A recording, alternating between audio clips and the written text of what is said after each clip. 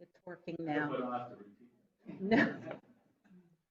I'll just do a quick summary, and then, the board certainly may have questions for me or the township engineers here also, in terms of this particular ordinance. There's 5 sections, 5 primary sections in this ordinance, and section 1 of the ordinance deletes the planned residential development use from the R2 residential district as a use by right. Section 2 of the ordinance deletes planned residential development use as a use permitted by right in the RM zoning district. Section 3 of the ordinance revises the RM residential district and deletes 2 family and multi-family uses as uses permitted by special exception in the RM district.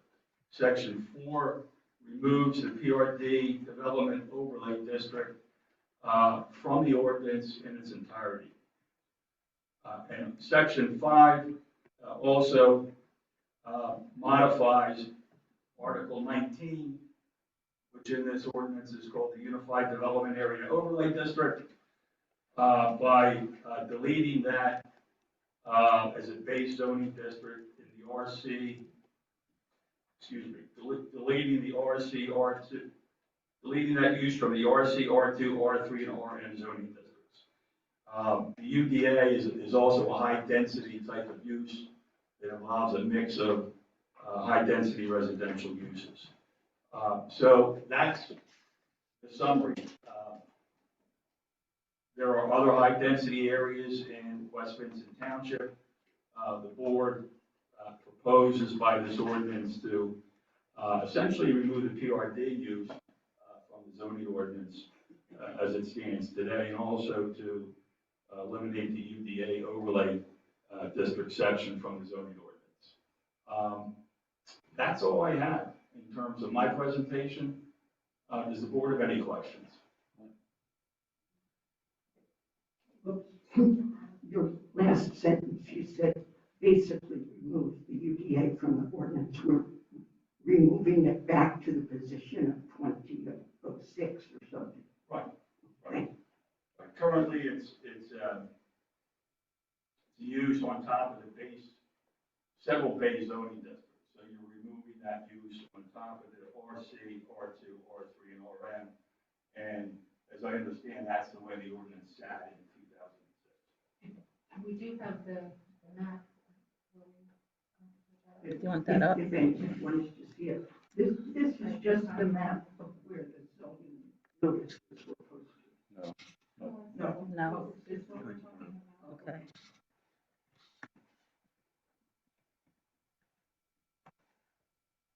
It's in I'm sorry, the best we can come up with after several reiterations, but the lines going from bottom left to upper right is the removal of the UD overlay district uses in the upper right hand corner.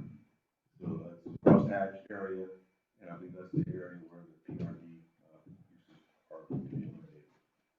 The area in the red down at the bottom is the lowest corner district, and that has the ISA residential and commercial uses, and it's not affected by this tax change.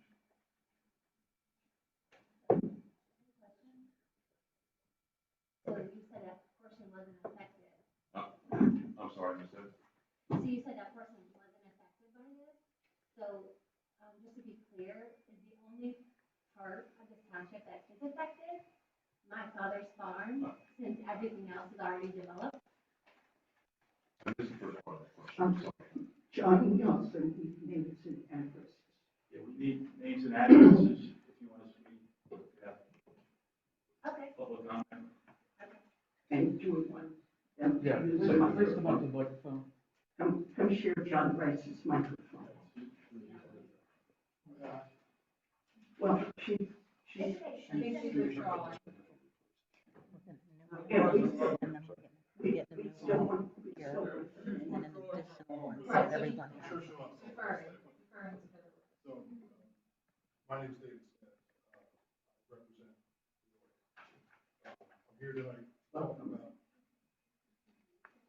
say welcome. Oh, why, thank you. I appreciate it.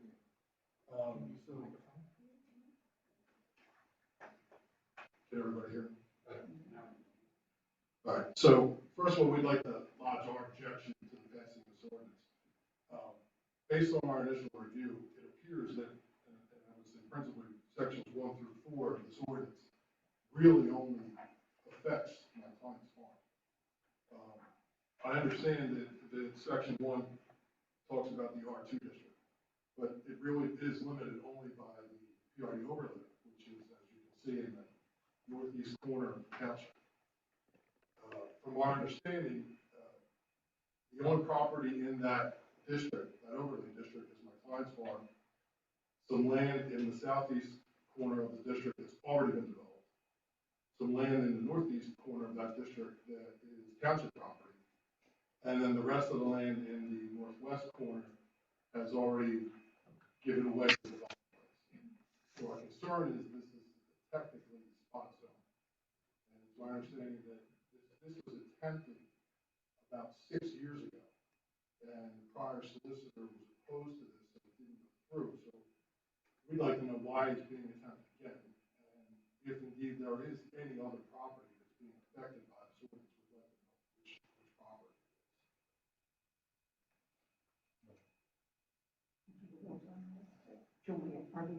Are we asking John Rice to answer, or may I answer, or is John Granger going to answer? Let me try, But I'm available. I didn't catch this gentleman's name.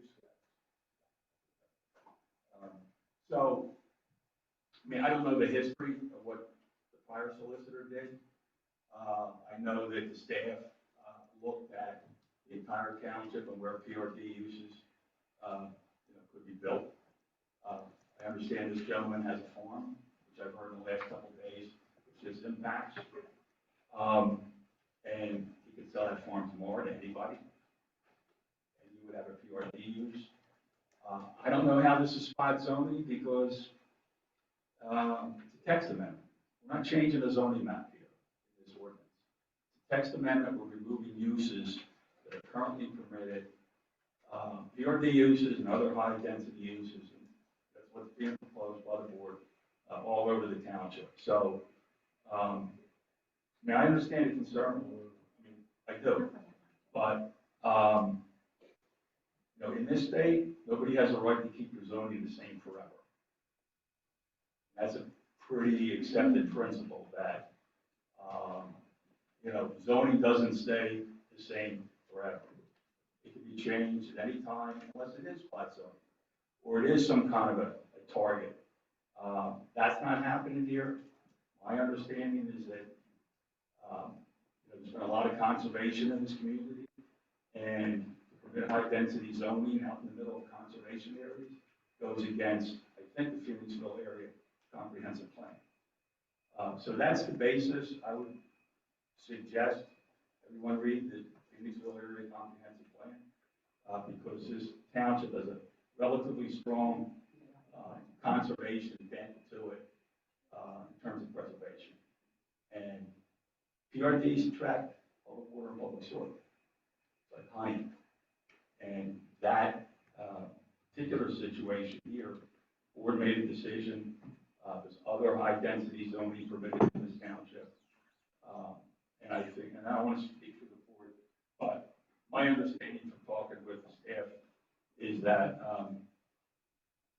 that's what is happening.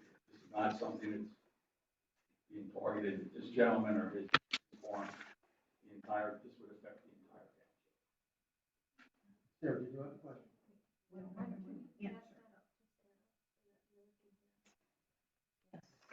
You can hear me. No, it's not working. I can't hear a damn She thing. doesn't have, here you go. Hear me now.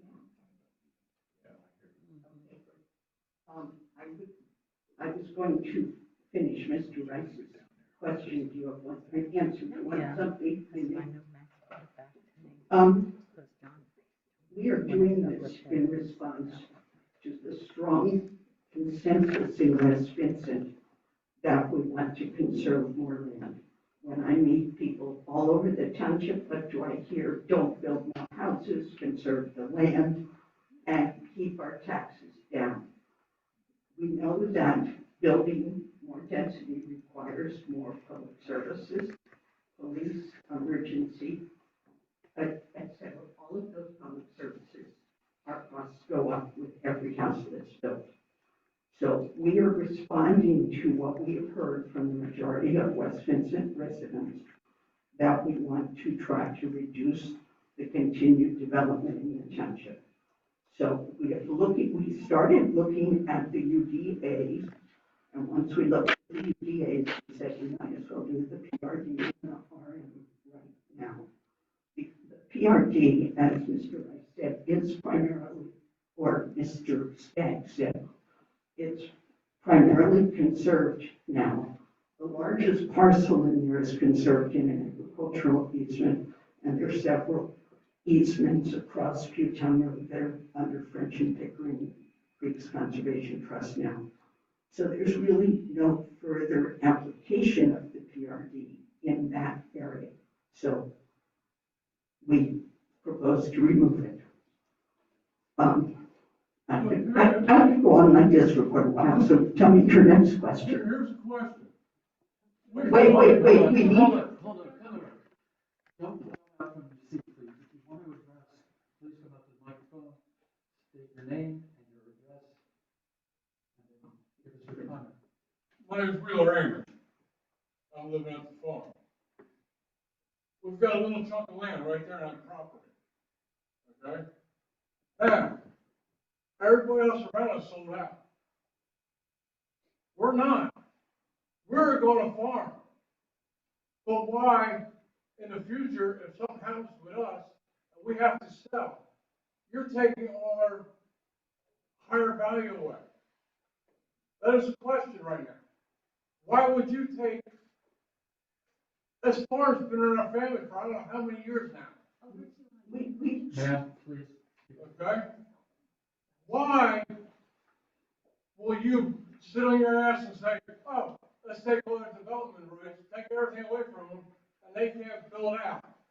Well, we're not doing anything with development rights in this action. No, you're taking our higher payout. This is something, if something happens to us, and we can't afford to do it any longer, we have something to fall back on. You still do. No, we don't. You're taking, we have a higher value on our property right now, and when you drop all this stuff, our property value drops, and now we got to lay out to the land trust people that want to keep everything, grass growing everywhere. I'm planning on farming. I appreciate that. I'm glad you are, and I want to support that. Well, you're not. You're not watching my back. My back is where I want, if something happens and I have to sell out, I got a higher value on my property. Now you're dropping the value down. Really, did your father or anyone share with you, whether it was 5 or 6 years ago, that there's no public water or sewage available on Yes, for your farm? It's hooked to our property already. And who's going to provide the service? Phoenixville. It's already hooked in.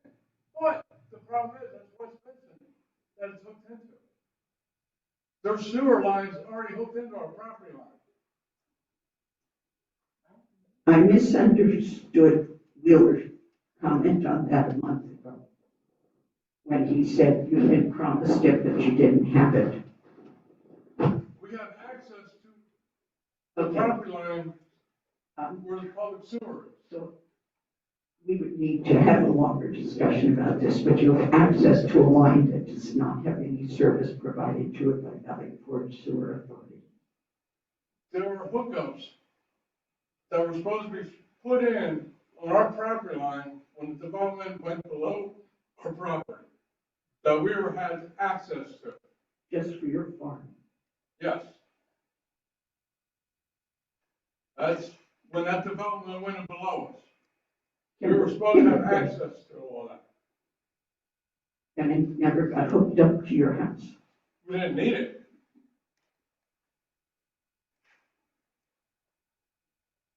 Our property line has access to all that. This is much more complicated than we could really discuss microphone to microphone. But the issue is that we do not control any access to Valley Forge Sewer Authority. That has to all go through East Highland. But And it's so already a month fence. it's very limited access. John, would you like to help?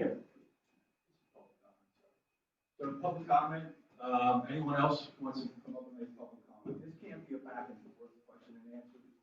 You can get that answer after the meeting with supervisor here, but any other public comment on this ordinance? I'm Lori Eman. This is my father, who's been farming this land for it's been in the family farming for over 200 years. My dad's heart and soul. I can say so much right now.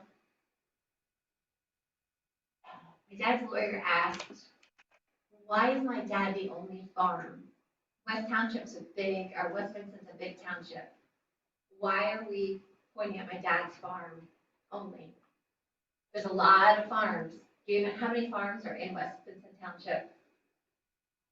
Anybody? Nobody knows how many farms are in West Vincent Township? Your father probably does.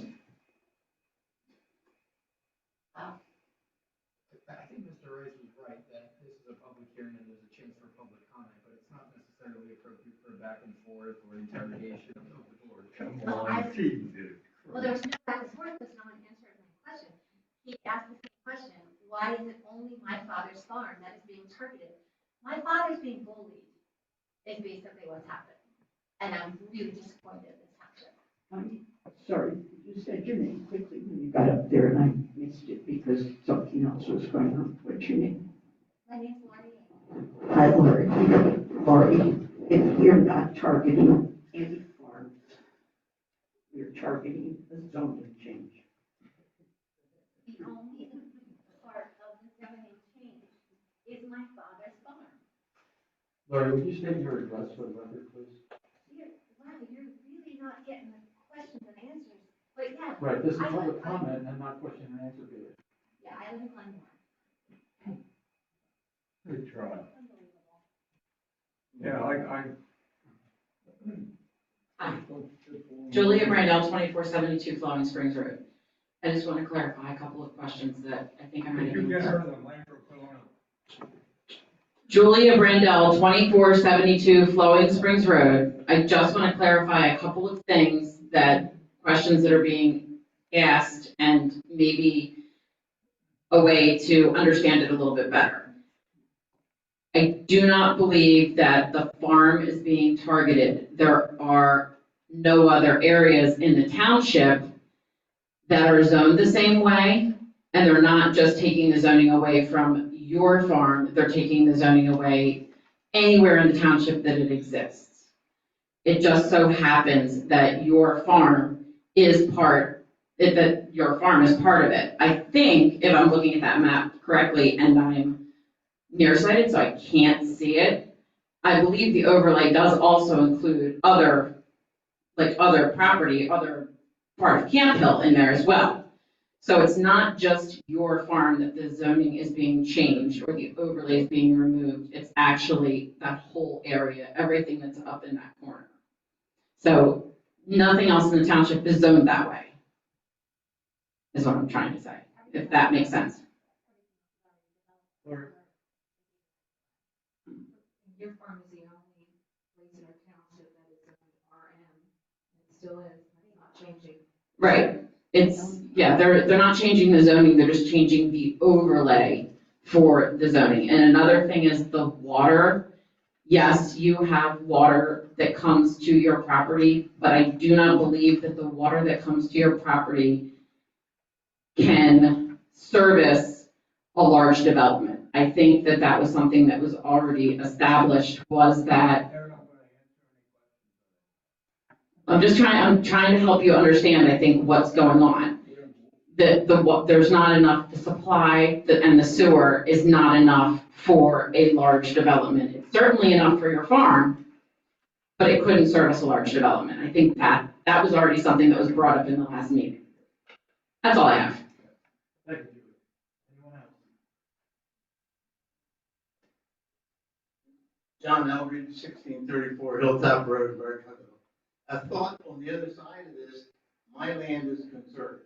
I put it under French and Pitt, and I got some nominal tax break over the years.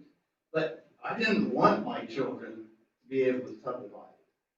I lived there, I lived in Bertrandville for 80 years. And we talked to my kids, this is what I'm doing, I don't want you to subdivide. I'm getting some money, and we'll all be happy. So that's the other thing, yes, my kids will not benefit if something goes wrong in our family. Thank you. I have no idea what you said.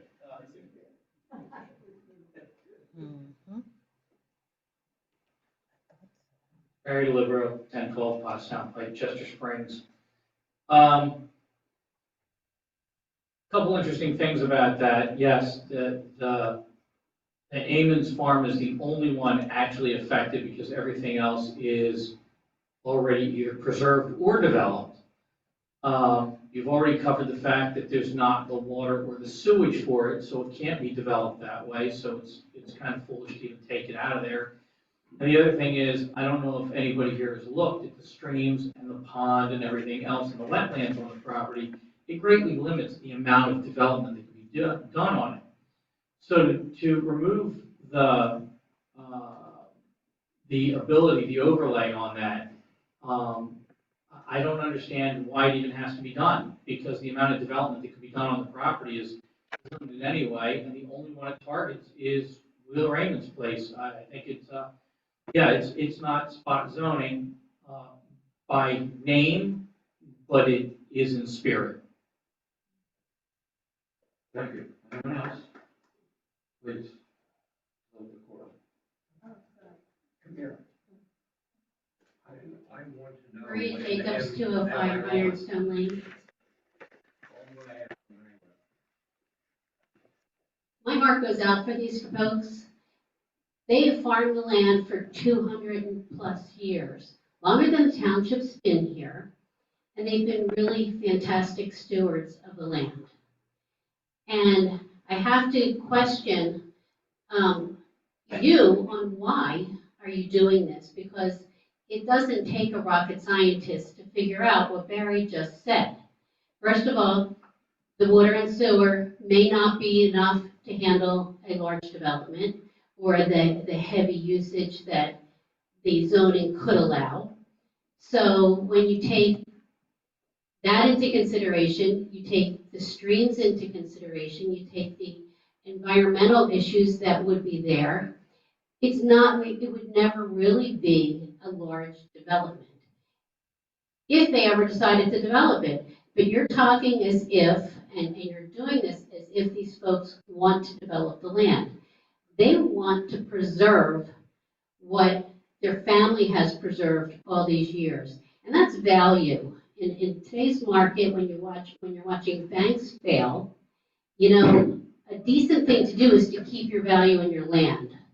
And it's not something that's on Wall Street. It's just something that you have to hand down to your relatives and to your heirs. And you're stripping them of that ability, let alone the fact that they want to continue to farm their land. Farming equipment is extremely expensive. And should a tractor go down, they may need to put a mortgage on their property. And the value that they may be able to borrow in the future is affected by the value of the land. And if you take away that value, you're then effectively preventing them from being able to continue to farm, which is all they really want to do. I also, I left this township 3 years ago. I still love the township. I think that it is a wonderful place. And I just don't understand why, when you look at that map and you know the only person that is affected by this is Mr. Amon, why would you not pick up the phone and call him and talk to him about this before it comes to tonight. There was a meeting a month ago that he didn't get notice from the township about it. He got it from someone else in the room. So is that really the way that you thank someone for being a steward of the land for over 200 years? And is that really the way that you want to spend your taxpayer dollars? And Lord knows where this will end up, but I know having this meeting tonight is not cheap. And having all the reviews that you've had is not cheap.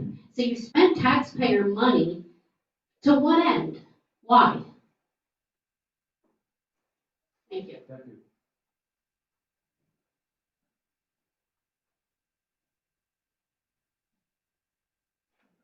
My name is John Jacobs, 205 Ironstone Lane, Elverson, Pennsylvania. I'm a better reader than I am a speechwriter, so I'm going to read this. I'm here tonight to support the Amon's position. And also secondly, to find out if the Orthodox Corner worship grounds are in any way changed under the ordinance. Because I got to tell you, I tried to read that, I'm not that bright. And I couldn't make heads or tails out of it. So can somebody answer that tonight? What was the question? Yes, sir. John, you want to say? The horse show grounds are, No, not change. Nothing's going to change. Almost done. During my term as a supervisor in 2014-15. During my time as supervisor, I believe this or a similar proposal was considered and was turned down. Our solicitor at the time, Joe McGrory, is a long distance call away from us today, advised the Board of Supervisors not to proceed because there was a good chance of litigation over spot zoning, and another chance there was a case law that was Westminster would lose, and the settlement would be several, it could be several zeros on it to the 10. Anyway, I hope you would just reconsider. I think what they've been trying to say, when I scanned that, there's mention of any property over 50 acres would be affected, but there's only one, and they own it.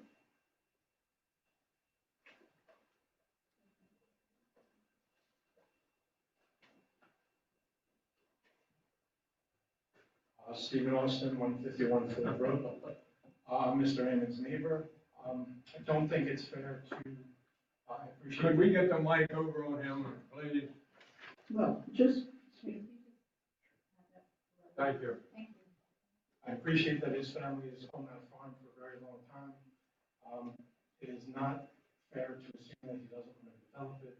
Over the last year, he's had several engineers, several developers down there doing measurements of the property and taking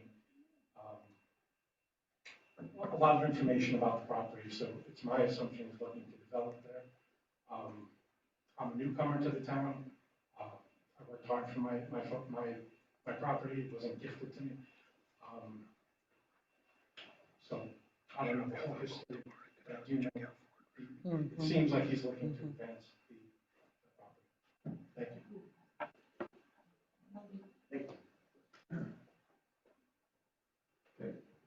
Hey, over it. Please.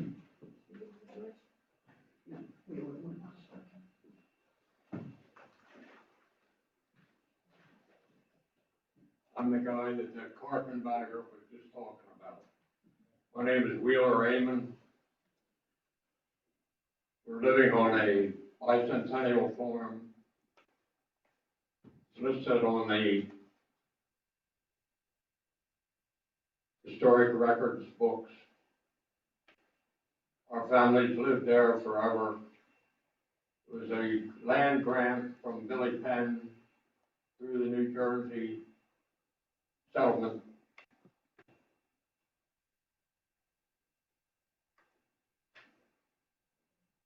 It's a shame that we have a meeting like this where you won't answer questions.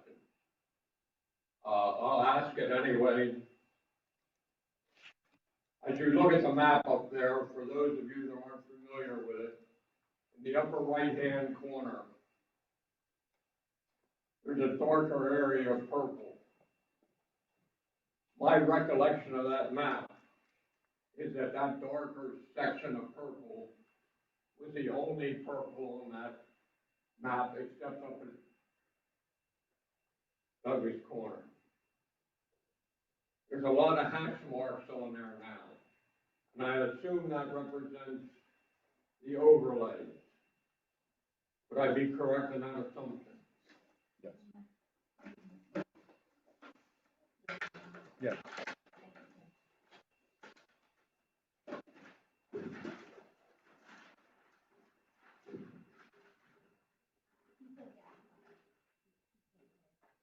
You want to look closer? What are all those hash marks on there? Are they the overlays? Yeah, all the hash marks depicted on the map are the areas covered under the.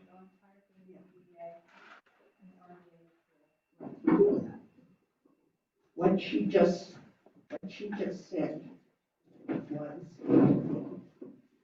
these lines are the UDA, existing UDA area, the whole township. And this part with the blue lines going this way, that's the UDA area. They're the overlays? Yes. Yes. You're saying yes? Yes. All right, now, my question, and I really need an answer for everybody to hear. Please let that, I'll refer to that in a minute. When were those overlays put on there? I think you were on the planning commission when they were put on. What?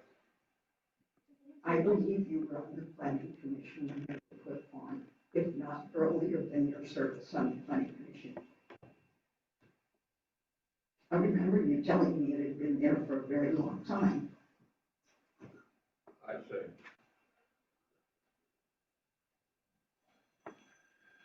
This purple right here is the only purple, is the only marking that was in that area for many, many years. And that will change. Gentlemen, use the, microphone, please, it's hard to hear him. I have no idea who's talking.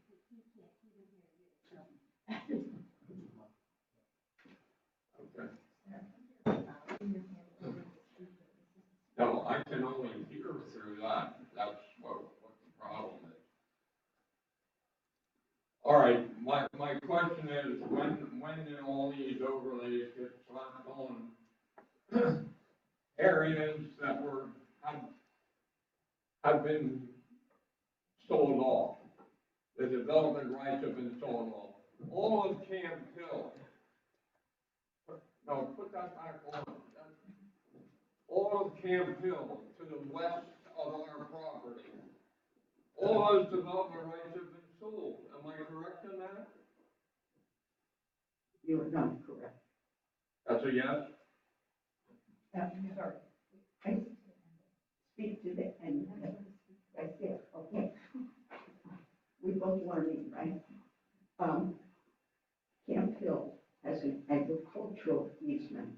It does not have TDRs. We did not buy TDRs from Camp Hill. Their development rights have been sold off. Isn't that correct? I do not believe that is true. I believe that they're protected from development by an agricultural easement with the county. It's very different than having sold off their roads. They got money for it though, right? I wasn't here and whether you were. I don't know. Would it be your job to know that? Could you find that out? Excuse me, Wheeler, this is not a question and answer period. You're really just trying to please limit it to a comment. Okay.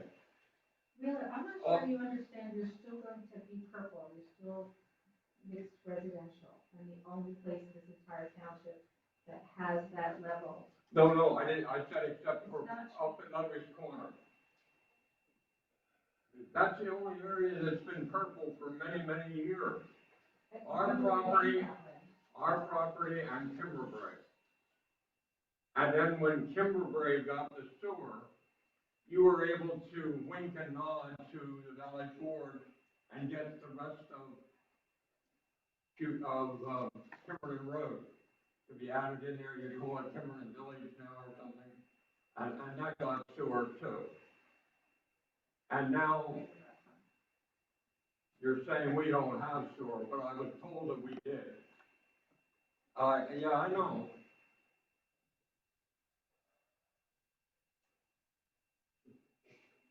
Mr. Austin came up here and made a few statements that I'd like to refer to. And that is, he was assuming that we're looking into the development of our ground. He is 100% wrong. And yet he comes up in a public meeting and makes that statement for everybody else to listen to. Mr. Austin has a agriculture zoning down there. Am I correct in that?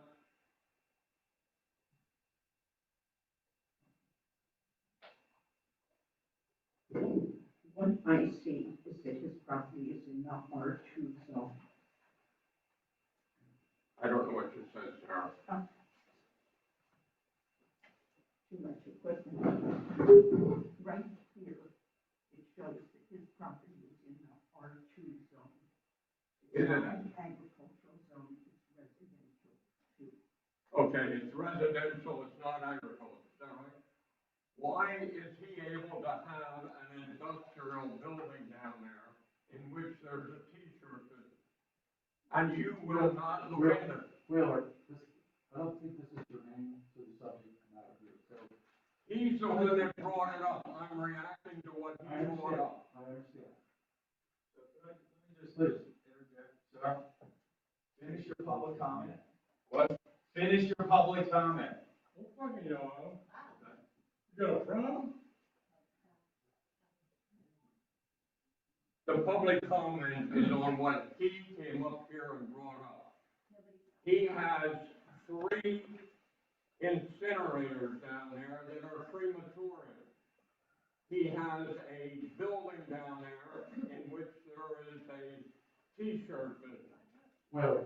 And I'm being taken away from our agriculture business. Thank you.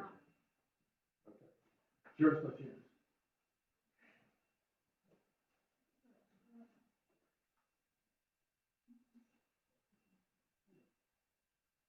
Thank you, Donna.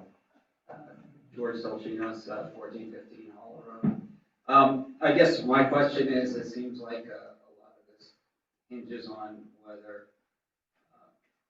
whether it's appropriate or not to adopt this, would be whether or not it's spot zoning. And is there a common legal definition, or is that like a layman's term?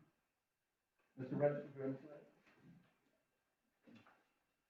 Common definition of spot zoning is that you rezone a piece of land different from the land around it. So if you had rezoned residential to industrial, let's say 10 acres, industrial. Everything around it's residential, but you're going to target this and rezone that to 10 acres. That would be classically your spot zoning issue. There's no zoning map being revised as part of it. So I think that as I've always said, spot zoning is in the eye of the beholder. So it's not strictly the definition. Well, I think it is a strictly legal definition. You're rezoning one small piece of parcel different from everything around it. What's happening with this ordinance is the PRD use is being removed from the RM and the R2 zoning district, that particular use. We're not being removed from all the districts where it's currently permitted. So I guess by that definition, you don't consider if one property owner is affected by the change, that it wouldn't be spot zoning. The comments are. Okay. Is that your comment? Yeah, my comment is, I guess his opinion is that if only one property owner is affected, which I guess is basically what Sarah said, that Wheeler's the only one left, that it wouldn't be spot zoning. George, I did not say that. You did earlier, you said Wheeler's the only one left. You know that there's a second parcel next to Timberbright that's in the purple, The one owned by West Python, East Pike. East Python? Is that the one you're referring to? That's the one I was pointing to. So, yes, you don't answer that question. That's the one, right? You're referring to East Python? It's already developed. Comment period, please. You're interrogating. Well, I just asked for clarification to something Sarah said. Wheeler, are you still farming that parcel? She asked him to give her the mic back. Just say no.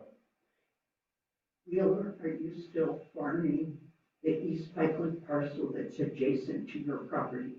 No, Okay, thank you. you're welcome. Thank you, Chris. Maria, you were up already? What, is there a limit? Yeah, one, just not up and down. I have the definition from the Pennsylvania Supreme Court on spot zoning. May I read it? I don't know that we need to. John. Our solicitor just, Maybe we should all vote on it.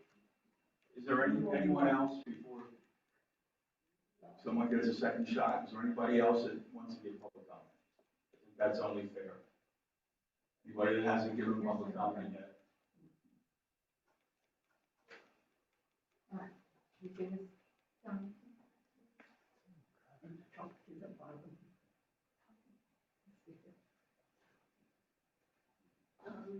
Donna Delaney, 2147 Beaver Hill Road. I'm on the Environmental Advisory, Chair of the Environmental Advisory Council on the Open Space Committee.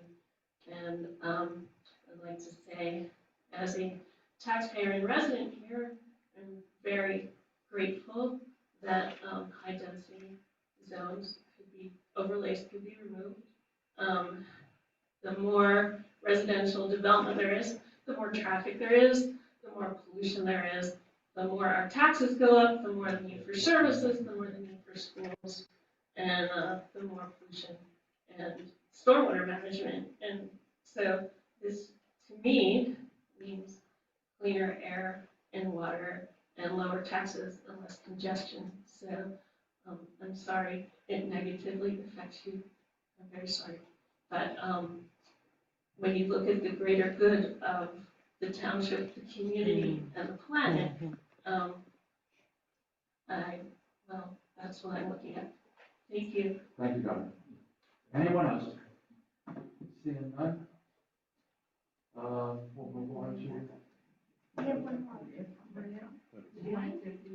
Okay, come on.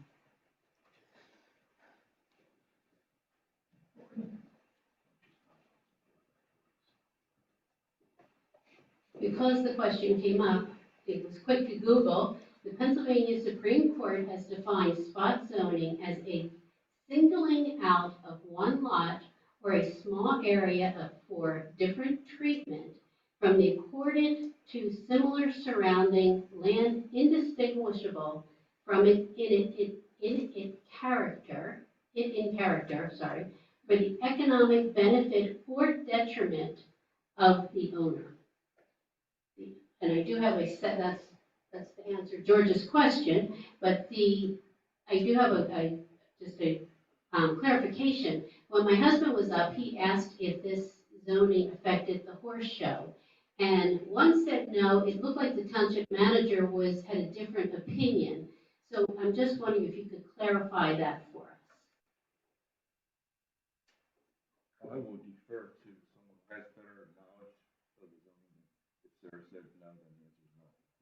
It does not affect that property at all. Okay, thank you. Okay, we'll turn it back over to Mr. Rice.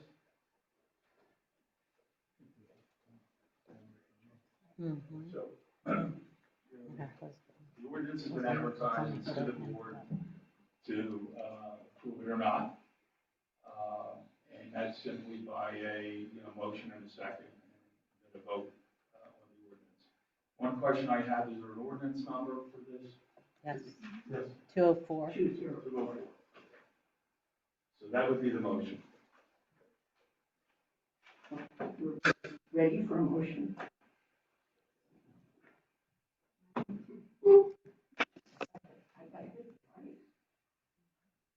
I make a motion to adopt ordinance number 204 revised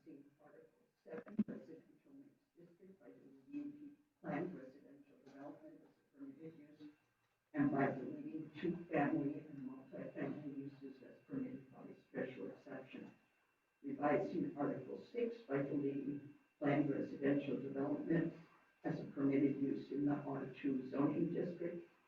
Revising Article 19, Unified Development Area Overlay District by deleting UDA eligibility in RC, R2, R3, and RM zoning districts. And I will second that. Any comment on this motion? Seeing none. All in favor? Aye. Please pass. Okay, thank you, Mr. Wright. All right, moving on to Everyone who made comments. moving on to reports. First is the police report.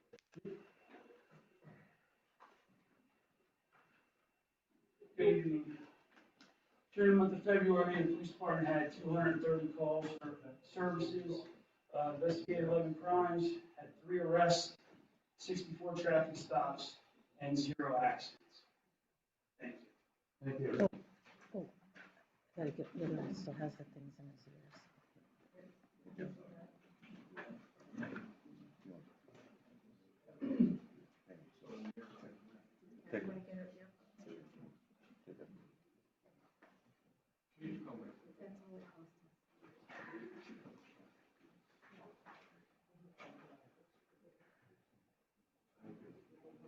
No, I work fine, so it's cheaper.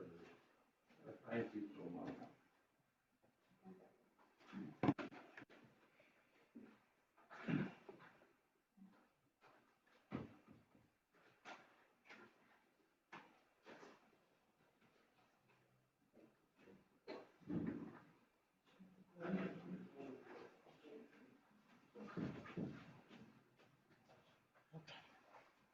Okay, moving on, bills list.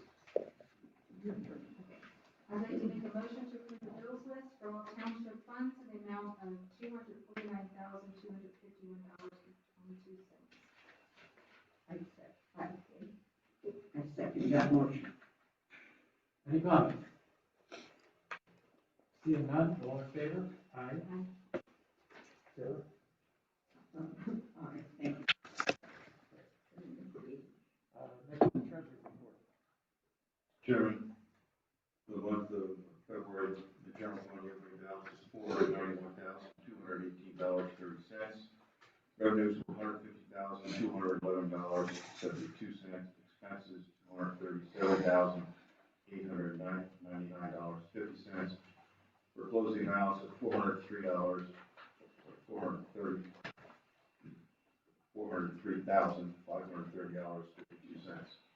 Liquid fuels, opening balance is $131,516.31. Revenues was $679.30. There were no expenditures. Monthly end balance is $132,195.61. In the road fund, the opening balance is $3,360,549.42. Revenue was $11,322.36. There was a credit for expenses of $8,482.76 for an ending balance of $3,363,389.02. Capital reserve, opening balance is $2,447,226.66. Revenue was $8,072.06. Expenses was a credit of $3,163.90. Monthly balance of $2,452,134.81. Capital equipment fund, opening balance was $520,687.11. There was no activity in that. Sewer fund, revenue, opening balance is $192,009.36. Revenue was $654.37. Expenditures $255. Monthly balance $192,408.73. Refill account balance, opening balance was $784,098.61. expense. Revenue, $2,666.91. There was no expenses. The ending balance is $786,765.52.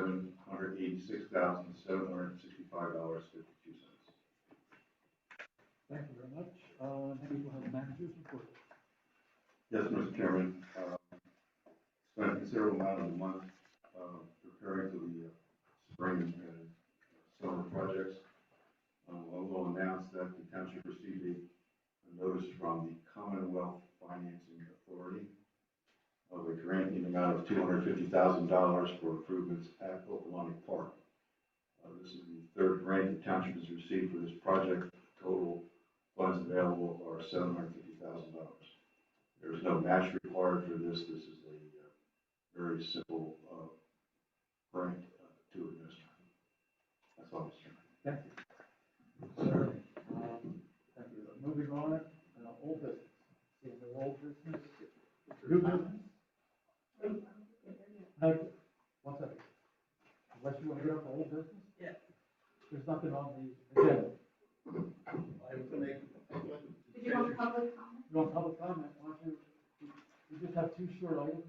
I think he wants to talk about the treasury. Oh, did you want to talk about the treasury? Yes, I I'm did. sorry. My fault. Please go ahead. Okay. My name is John Elbridge, 1634 Hilltop Road. And the treasurer's report. Well, this month, we got a report that said the month of February came out about 4 o'clock this afternoon, so I didn't get a lot of thought and comment about it. But I do say it's sort of hard to print in landscape. Last month it was in portrait. There's no year-to-date shown, so we can't say that last month we lost 500,000 and this month we lost 200 and some thousand. So the year-to-date loss of the general fund is $800,000. Doesn't show up anywhere, but it's a big number. It looks like a certain comment. The township doesn't have a profit or a loss. Monthly revenues can exceed expenditures, and other expenditures will exceed revenues. All of the tax money the township receives occurs beginning in the third month of the year. You've got your real estate tax bill already. The earned income tax comes in partially in the first quarter, but primarily throughout the year. In the first and second months of the year, always expenses exceed revenues because of the revenue stream of the township. By the end of the year, by mid-year, you'll know where you're going to be because you'll have almost all of your real estate taxes in. You'll have a positive cash balance at the end of that period of time. The majority of your earned income taxes in, and you know where you're going to be at the end of the year. So the first quarter of the year, very little revenue coming in and a lot of expenses happening.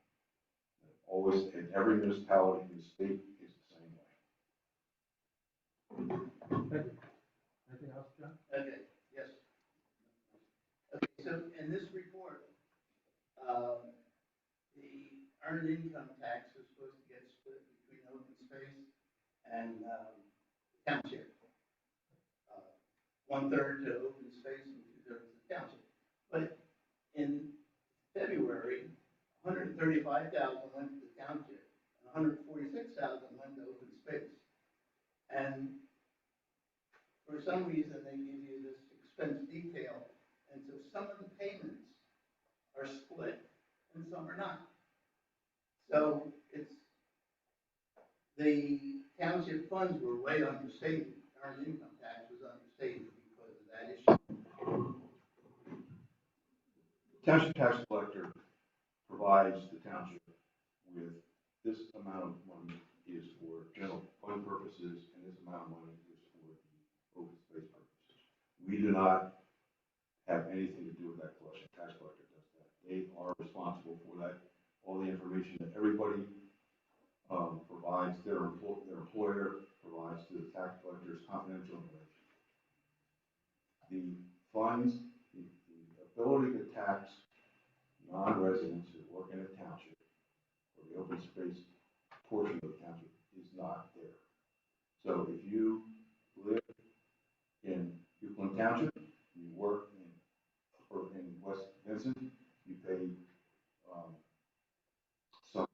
the other way around, if you work in the township and you live someplace who doesn't have an earned income tax, we cannot tax you for that extra money for the open space fund. That's in the state law. We can tax you for the, 0.5% for the earned income tax, what everybody pays, but we can't tax you for the extra 0.25%. That's in state law. So that's why it's not a perfect calculation, because there are people who work in a township and live someplace else where there's not an earned income tax. Okay, but this is so extreme, it's gotta be wrong, and I will just send you an email with that calculation. Okay, there's another issue that if you take last month's fund balance and add the loss for this month, it doesn't come up to the new fund balance, which it should always do that, without exception. Last month it didn't, because I think after they gave the fund balance, they changed the income statement by adding $233,000.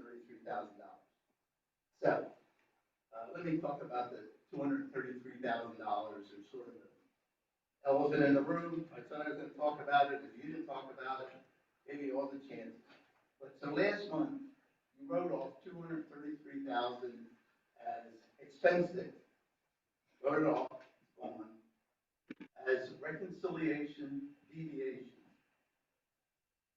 Never heard of such a thing, but we don't know. I guess you hire these consultants for $25,000 to tell us where it went, whether it was stolen, whether it's missing, whether it was a bad reconciliation. Do you have any answer? You wrote it off. So now you know it's gone. I got it. You're agreed that it's gone. It's gone. It's not one. Number one, and I'm going to go out of order here. There was no fraud. All the money's there. All the money is there. We've had 3 different bookkeepers in this past year, each with a different method. And when they label accounts in different ways, they get kind of mixed up. But the money is all there. It's just now that we're finally settled in with a really good bookkeeper, and we're getting all this straightened out. If you'll just bear with us another month, I know you're up here month after month, but we're getting real close now. So we'll finish the audit. That took up a lot of time. We're in the process of changing our payroll system, taking up a lot of our bookkeeper treasurer's time, and we're getting there. So hopefully by next month, we're going to be able to satisfy your questions. So we'll all come back to the income. It's written off. It's gone. It's gone. It's not. Okay. There's no money missing, John. We'll wait. I'll wait till next month to see what In the happens. process of reconciling the accounts, it's going to take a little bit of time. Okay. And I had asked at the last meeting if I could get somehow, or you would publish somehow, the rest of the January statements. That didn't happen. And I don't think all of the February statements are complete. I think there's some capital fund and capital roads and projects missing. And then I have a system where I'll take February and add it to January, and I will send you people year to date, but you won't get it from any of the statements. To me, it's not acceptable to present them. Okay. Thank you, Joe. Anyone else? Okay. Oh, yes, all the new business. Approval of. I'll do this one. I make a motion to approve the land use for Tom Olbanowski for a 5-year. I have a question on this. Is it for the entire 76-acre parcel, or is it just 22? If I could jump in, when I was reviewing those a little bit earlier, I think the intent behind the agreement is just to lease that 22-acre portion.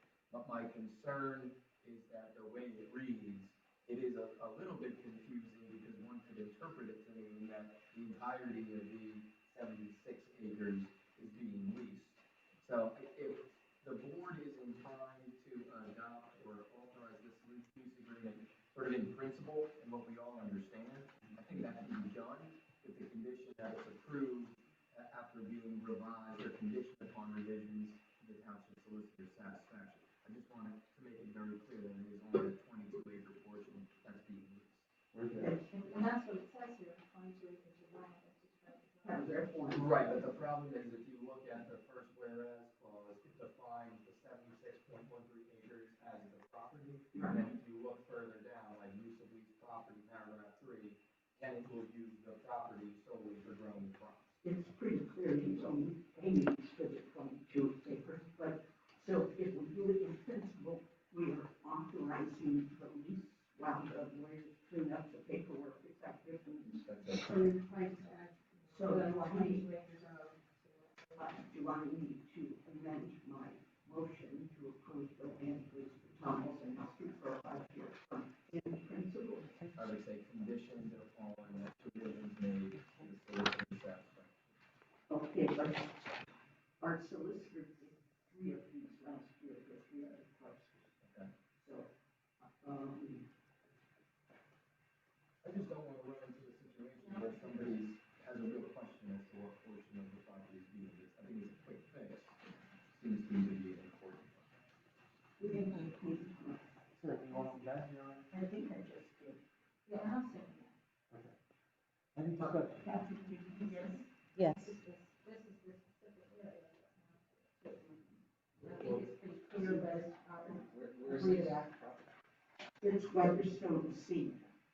Which one, which one? It's between Fellowship and 401 and part of Okay. Euclid Township. Okay, thank you. The other thing is, it'd be nice, we were doing it for a while, we stopped to put this stuff up before the meeting.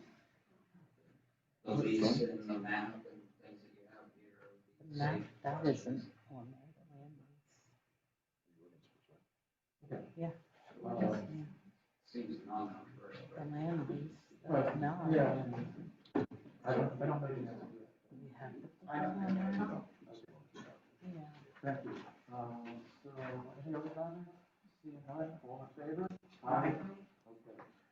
Moving on, number 6, resolution number 8-2023, appoint Jackie Gunther as township treasurer. I will gladly make a motion to approve resolution number 8-2023 to appoint Jackie Gunther as township treasurer. And second that motion. Okay. Any comments from the audience? John? John Eldridge, 1634 Hilltop Road. Is this person, is she bonded? He's bonded? Yes. Yes, she is bonded. Okay. Do they have any accounting experience? Oh, yeah. Like a degree in accounting or just experience? She's worked as a municipal treasurer in another jurisdiction. Yes, that's 20 years of experience. Is she gonna work 40 hours a week Yes. in the office? Yes. That's all? Anyone else? I'm in favor. All right, seeing none, public comment. Anything that's non-agenda item? Did we vote on Oh, sorry. All right, all in favor? Aye. Thank you. Thank you, George. George Salchinos, 1415 Hall Road. So, we got a message this week from the Judge of Elections that said the township is asking us being campaign workers at the election, to basically campaign in the parking lot because the township doesn't want us involved. It's only one party, George. Excuse me? It's only one party. Oh, that's okay. Do we get the pick? You should. So I guess, why are we doing this? And I guess the question is, on what grounds Well, because the township building is still open, and, people have a difficult time getting to the window and conducting business. And the amount of noise, unintended, but it just comes with a problem with elections. All the noise filters into the office, and they can't talk to people on the phone. So there's multiple reasons, and we tried to come up with something else, but, so we're going to have to. Buy that, except in November, the same thing happened. November, Office it's was closed. a general, and the office is closed. Yes, and last November, we got the same directive. So what was the reason in November? Same reason. Same reason that the township was too noisy in the township office? It's the township is the building owner. So it had been presented to the facility owner that that was a best practice. I think you started out the day outside and then managed to get something. It really doesn't matter where we started or ended up. I think in the end, the judge told us the township asked us to do this. You came in, Sarah, and told me that, didn't the judge ask you to not be here? So something doesn't add up. Well, and it I turned mean, out. now I'm getting two reasons George, why. George, I had heard that the judge made the decision, but I talked to the judge and she said it came from admin. So, Look at, this is a public space as far as I understand it, in a public building, outside of the jurisdiction of the judge of elections, in a place where we don't obstruct access for voters. And I'm not sure that, on what grounds is township telling us we can't be there?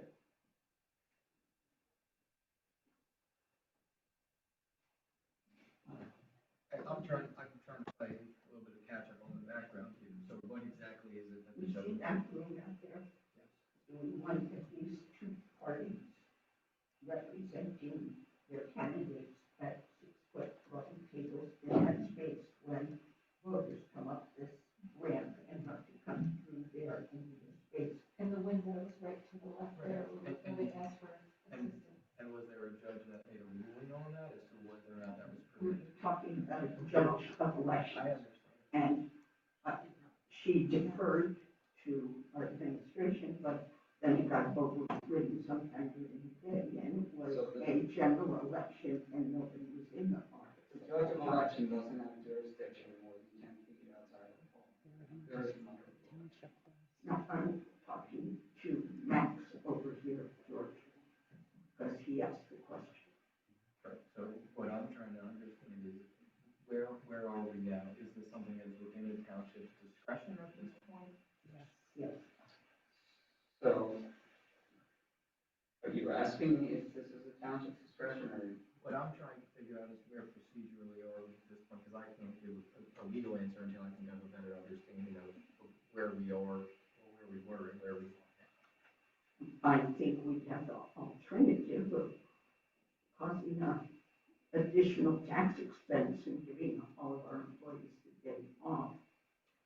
Well, we Okay, could I'm also. combining that, I already told We you, could also in November, the office wasn't open, so you're gonna use this as the excuse? This is, we're talking about the May primary. Oh, so in November it'll be okay? George, I don't know. Yeah, well, come on. Well, I'm not buying we it. could shut this window here, but that would, I mean, what would we do to make sure there's access for the public?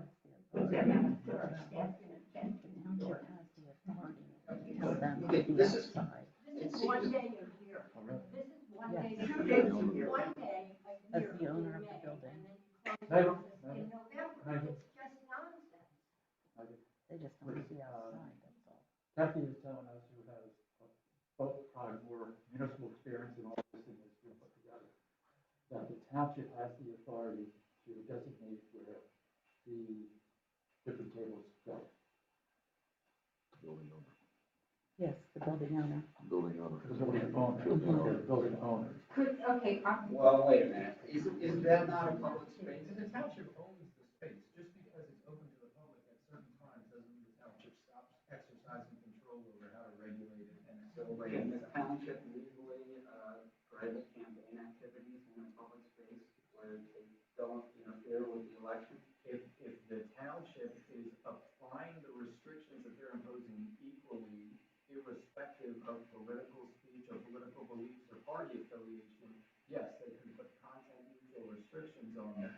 Just like the township can regulate when people can come and go from a park, they can do that when they can come and go from the township, or in the manner in which people can access the township. So only certain people can walk through that space? No, not based on. So if I was to walk through that space, Yeah. with campaign letters in my hand, am I violating restriction? If the township has said that nobody can walk through that space with campaign literature in their hand, and there's no discrimination there, because that's a content neutral restriction. But this isn't a discrimination issue. What are you suggesting it is? I think it's constitutionally protected activity for campaign. Just like it's constitutionally protected activity to engage in free speech, a township can still say that you can't go into a park after midnight or after dusk, because regardless of what you're saying, nobody can go in and engage in constitutionally protected speech. No one's suggesting that disseminating literature isn't constitutionally protected speech. However, the township has every ability to say you can engage in that behavior after a certain period of time on a property.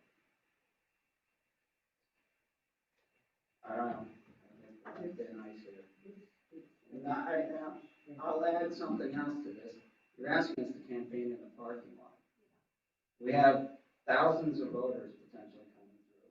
Each of them, the majority come in a vehicle. So that's multiple thousands of vehicle trips through this parking lot. The initial request was we put our tables across the street so voters could walk across the parking lot where these cars are coming. Now we're being told to campaign in the parking lot, of which there's basically no room. There's handicap spaces at the bottom of the ramp. So, and it is untenable.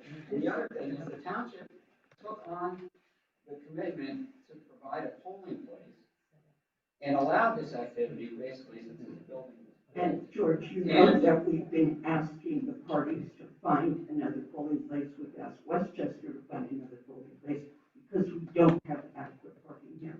But the email that I see that went from John Granger to Cindy says, welcome to set up in areas leading up to the front walkway. It's not saying do it in the parking lot.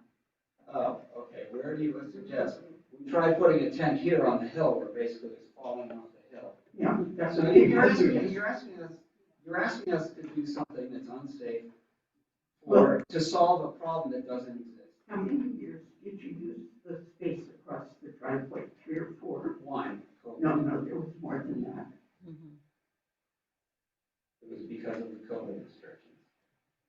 Once COVID restrictions were lifted, Rachel Buck sent us an email saying you could come back into the vestibule area. 1 year.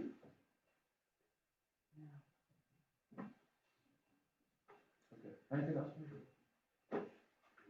I think I covered all the points. I'm sure there'll be many other people that feel the same. Megan Emery, 1506 Sheer Mill Road. I'm a committee person for the Democratic Party in West Vincent. And it seems like a random decision to be making us sit outside 2 days a year in the event that we are disruptive to the office staff. The office staff can accommodate that for hundreds of people that are coming in. We're not making more noise than the people walking in or the greeters in this room to the election. We're respectful, we're quiet. And you try, it is unfathomable to me that you would be so petty and not let us sit in here on election day for 8 hours or 10 hours, however we're out there. We tried to set up last year, and George was up here, and it wasn't manageable. Things were falling off the hillside. We were here earlier, so we got the coveted space of a little triangle that was right in the corner of the parking lot, which was jam-packed with people and unsafe. It's unsafe to have it set up like you're describing. And I don't know if you've ever taken a look out there, but relying on what we used to do, and we have this big township building, and you can't accommodate this election twice a year, it seems random and disrespectful. Larry? I've been involved in the political campaigning a couple of years now. I would guess somewhere around 15 of them here. I've seen it all. I've seen the crowding in the old days, how some of the judge of elections, Tommy Dolcino's, Tanya Helwig got all that cleaned up so people weren't getting assaulted there. Sarah used to campaign up at the top of the porch and all that. I mean, everybody did it for the longest time. Right there next to you, right? We were doing it together, different parties, but. Yes, Yeah, that's so it's- correct. So it's not that Sarah did it, a lot of us did. No, I'm mentioning that because we're talking about this and you did it. You were there and it was never an issue. It was never an issue in there. Democrats or the Republicans always got along, shared each other's candy. The Democrats always have better candy than us. We've gone cheap on it over the years, right, George? But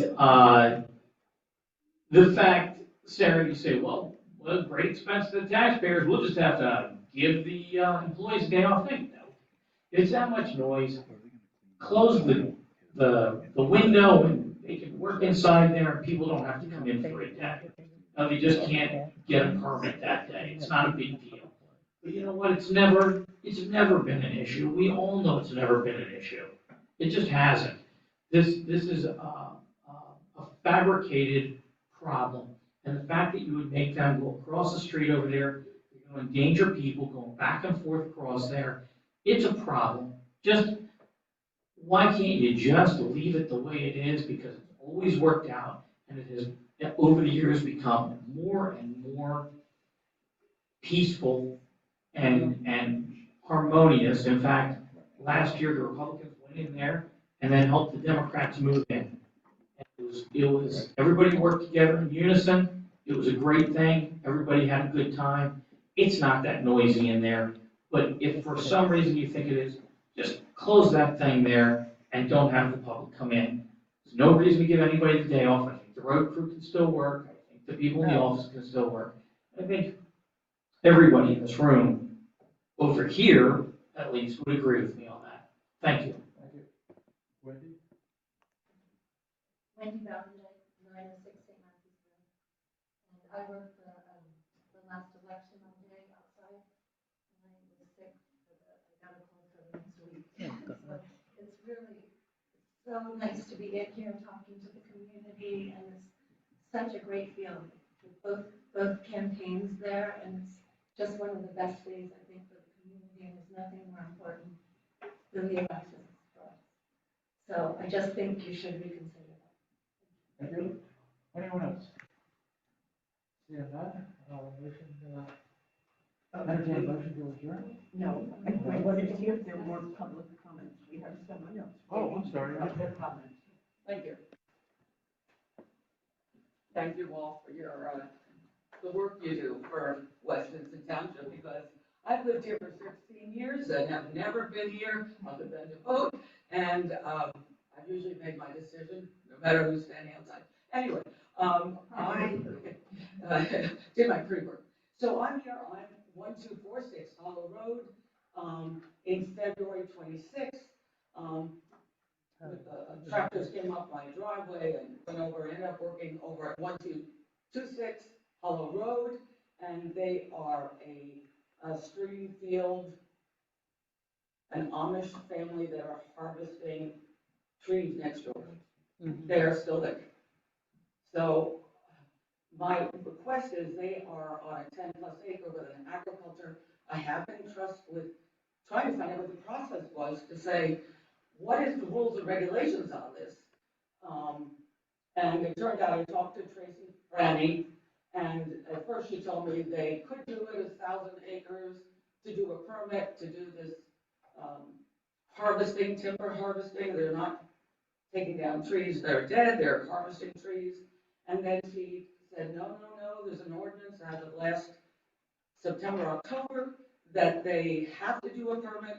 And then it changed again, so I'm not really sure exactly what the rules are, but I'm asking for consideration beyond this moment today, not an answer, that what has happened is I have had to get a surveyor. because I thought they were on my property. They're not working with the survey.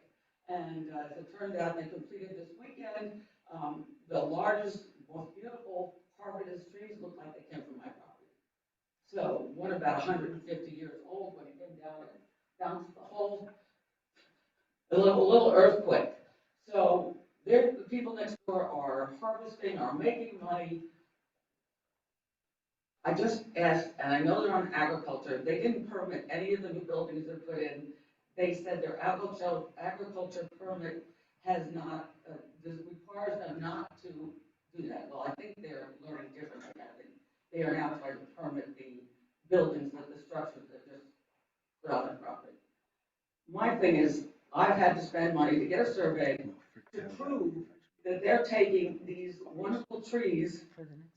One of the wonderful reasons I love being there, and I own all that property all by myself. I love the privacy. I question whether I should spend the money on surveyor rather than just spending money and getting new trees, give myself privacy. But I think that there should be some requirement, no matter who they are, to get permitting or surveying before they start on a property, to ensure they're working on their own property. Did they take any of your trees? They took my trees. Oh, they did? Oh, yeah. Yeah. And they came on my property with their tractors. I put my alarm go off, and I'm like, where'd they go? And then, so my lawn is run over, my forsythia is run over. They've taken some of my trees. Yeah, so they said, well, we're using a stone wall. And I'm going, that's not the survey line. And I didn't have a survey. I had a, they said, use Tresco views. Well, if Tresco views, because guess what? I don't have the property, which I know it is. So to understand, my request is that there's something that requires them to work with a survey. If they're going to harvest timber, they're still there. This started February 26th, and they're on a very steep hill. So I talked to the fellow behind it, Jim Ward, who's an arborist. He said their tractors are still there, and I don't know if they stopped working because they are on such a high steep. I have pictures of all this. I got the police came to me because I was taking pictures. I fell off a lot that was on my property. So it's gotten kind of funky. So I will not be doing that. I have a lot of pictures to prove what's mine, especially now that the survey's done. But trying to show where the flags are, sometimes, like they have timber right now, that's a truckload of timber that's sitting waiting to go. Well, half of it's on my property. They're storing their fencing on my property. I mean, it goes right through the flags.